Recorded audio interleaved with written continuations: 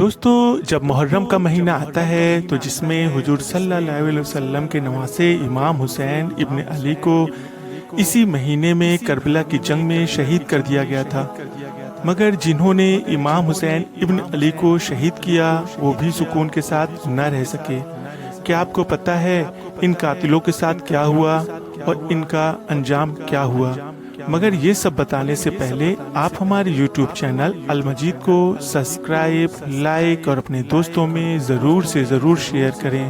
10ویں محرم الحرام 61 ہجری کو کربلا میں جس کا خون بہا کر یزید پلید نے حکومت حاصل کی تھی، وہ حکومت بھی زیادہ دن تک نہ رہی اور 3 سال 7 مہینے بعد ہی 64 ہجری میں 39 سال کی عمر میں وہ جہنم میں روانہ ہوا۔ اس کے بعد اس کا بیٹا معاویہ بن یزید تخت پر بیٹھا، جو کہ نیک شخص تھا اور باپ کے برے کاموں سے نفرت کرتا تھا۔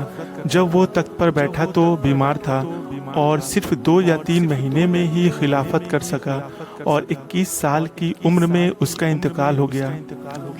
اب مصر و شام کے لوگوں نے حضرت عبداللہ بن زبیر رضی اللہ تعالی عنہ کی بیعت کر لی، مگر مروان نے خفیہ سازشوں سے مصر و شام پر قبضہ کر لیا۔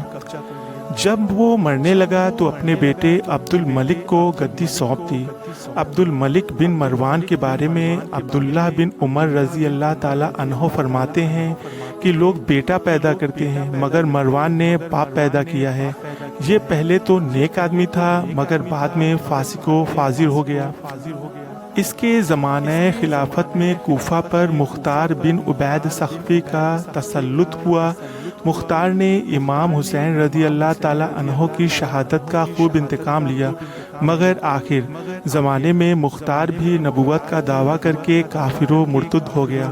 سب سے پہلے عمرو بن سعد و اس کے بیٹے حفص بن عمرو کی گردن کٹوائی۔ خلی بن یزید جس نے امام کا سر مبارک تن سے جدا کیا تھا، اس کو سر راہ قتل کروا کر اس کی لاش کو جلوایا۔ شمر جل جوشان خبیث کا سر کٹوا کر لاش کو کتے کے سامنے ڈالا گیا۔ عبداللہ بن اسید زہانی، مالک بن نصیر بدی، حمل بن مالک محاربی، ان تینوں کا ہاتھ پیر کاٹ کر زندہ چھوڑ دیا گیا۔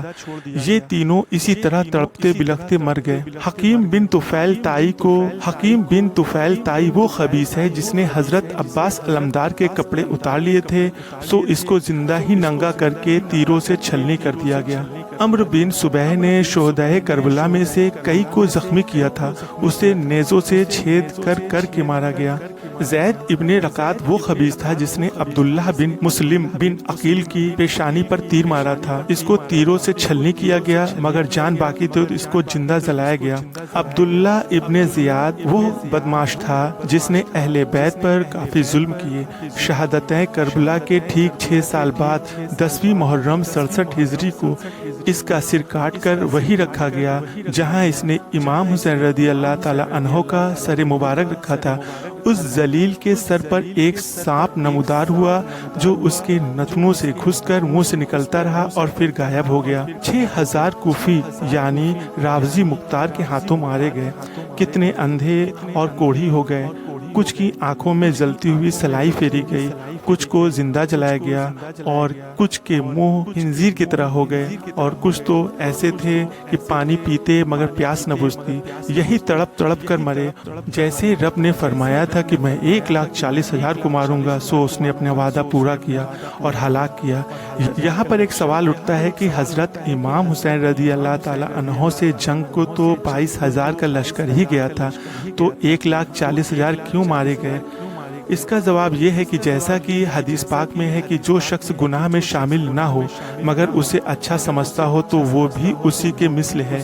تو اگر جنگ میں 22,000 کا لشکر ہی موجود تھا مگر ہزار دوگلے کافی رفضی یعنی شیعہ میں شامل تھے، تو اللہ نے ان سب کو طرح طرح کی مصیبتوں میں ڈال کر ہلاک کیا، اور آج بھی اور قیامت تک یہ غدار مصیبت میں گرفتار رہیں گے، یوں ہی اپنا سینہ پیٹتے رہیں گے اور یہی کہتے رہیں گے اے حسین ہم نہ تھے۔ اگر آپ کو یہ ہماری ویڈیو پسند آتی ہے تو آپ ہمارے اس ویڈیو کو لائک، سبسکرائب اور اپنے دوستوں میں ضرور سے ضرور شیئر کریں۔